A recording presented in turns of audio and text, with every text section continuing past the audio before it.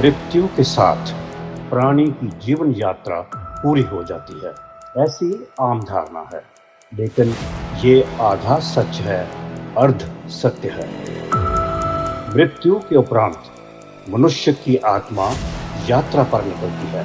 पुण्य आत्मा तो 13 दिनों के बाद ही स्वर्ग चली जाती है, लेकिन पापात्माओं को 99,000 योजन मतलब 11,99,988 किलोमीटर की बेहद कष्टदायी दुर्गम यात्रा करनी पड़ती है।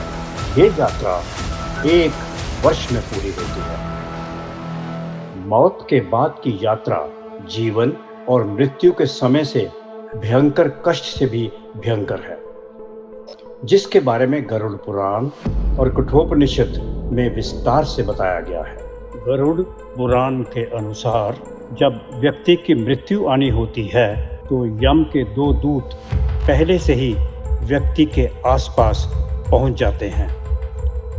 आत्मा जैसे ही शरीर से निकलती है, यम के डरावने और क्रूर दूत पापी जीवात्मा को पाश में बांधकर अपने साथ बेहद खतरनाक और दुखदायी रास्तों से यमपुरी लेकर चले जाते हैं।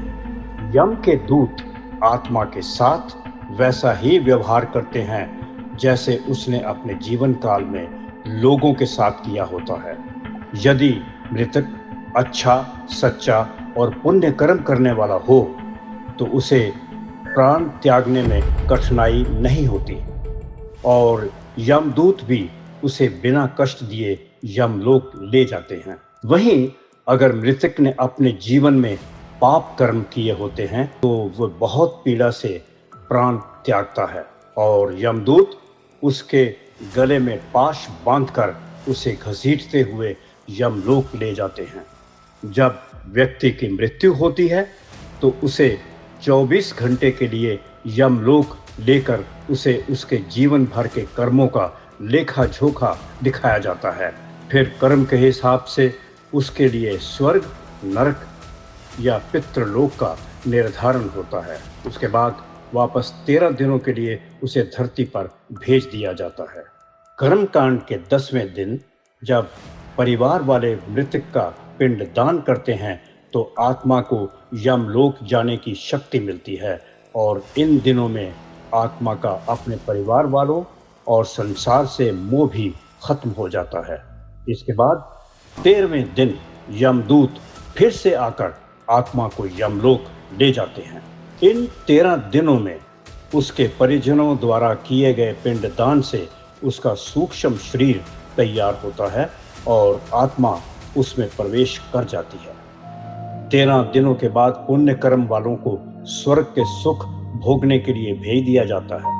वहीं दूसरी तरफ पापी व्यक्ति की आत्मा को यमलोक की यात्रा पैदल चलकर ही तय करनी पड़ती है। इस यात्रा के बीच पापात्मा को 16 गांवों से होकर गुजरना पड़ता है। इन गांवों में प्रलय काल के समान कई सूर्य चमकते हैं। इस मार्ग में एक 80 पत्र नाम का वन है। इस वन में कौवा, उल्लू, गिद्ध, मधुमक्खी, मच्छर तथा कई जगह जंगल की आग है। इन सभी से पीड़ा पाते हुए प्रेत आत्मा कभी मलमूत्र एवं रक्त के कीचड़ में गिरता है तो कभी अंधेरे कुएं में गिरकर छटपटाता है। वन के पेड़ों के पत्ते तलवार जैसे हैं जिससे जीवात्मा घायल होती है और अपने परिजनों को याद करके रोता है। इस मार्ग में आत्मा को परिजनों से प्राप्त पिंडदान से ही राहत मिलती है। इसलिए परिजनों को श्राद्ध और मासिक श्राद्ध करते रहने का शास्त्रों में आदेश किया गया है। अन्यथा मृत व्यक्ति की आत्मा दुखी होकर अपने परिजनों को शाप देती है, जिससे परिवार पर तरह तरह के संकट आने लगते हैं।